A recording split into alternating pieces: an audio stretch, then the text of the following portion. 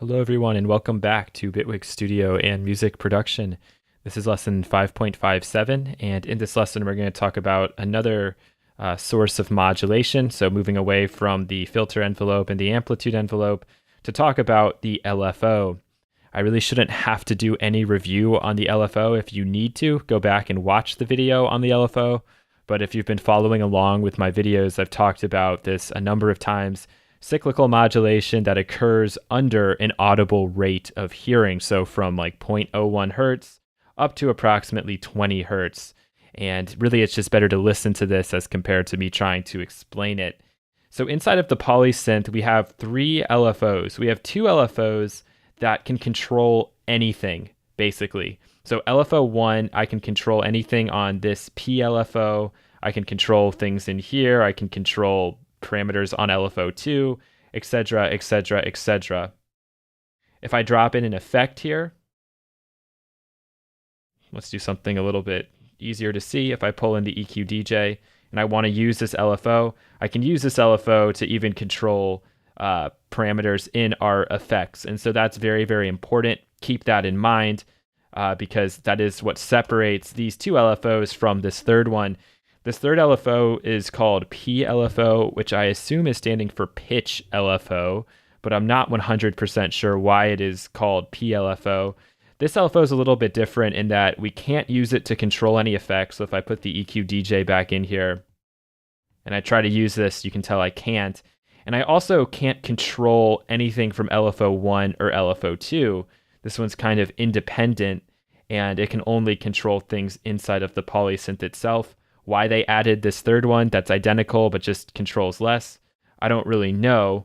Also, we see that this one doesn't have like a yellow blinking light that's letting us know exactly the speed at which it's traveling. And I'm not sure if there's like a real reason for that, to be 100% honest. Let's try something here. If I apply this.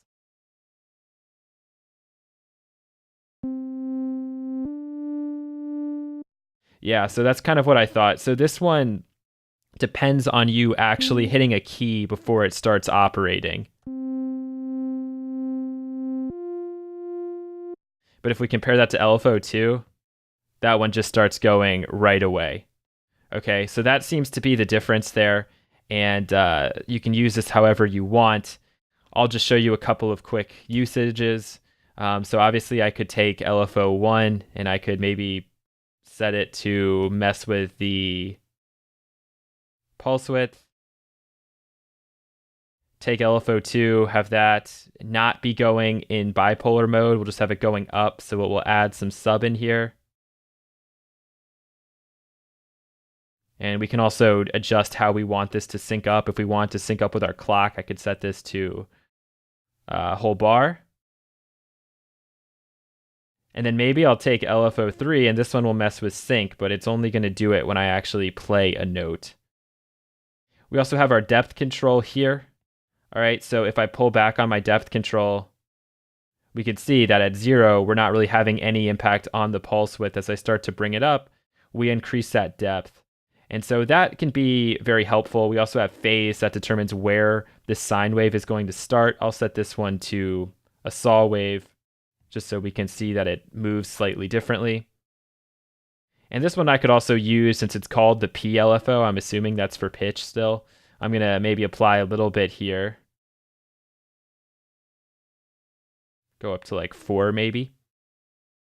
And then with depth, I can control how much of that I want. So if I'm playing back now,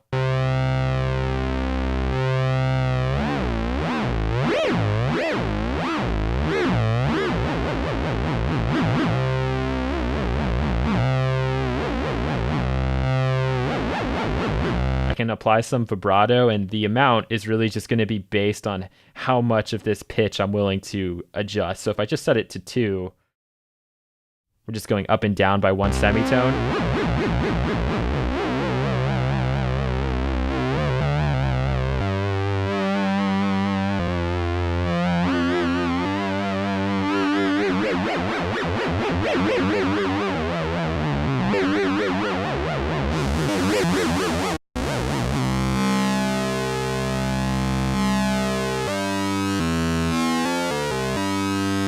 Then we also have a retrigger, and now retrigger is relatively important for a synthesizer patch, because if it's not on and we're like sustaining a note and then we play another note, there's no guarantee that we're going to fall into the same place of that sine of that waveform the next time we hit a note. So if you turn retrigger on, it will reset the phase and start it at the very beginning or wherever that phase knob is set. So let's pull that down to 0, apply retrigger, or let's listen to it without any retrigger first.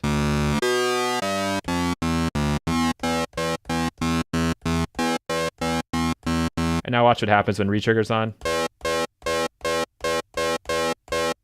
So we restart that phase cycle based on how our phases are set here on the LFOs.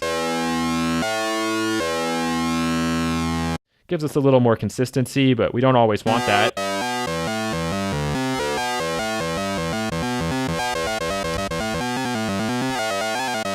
So actually I kind of like it with one on, one off, but it's up to you.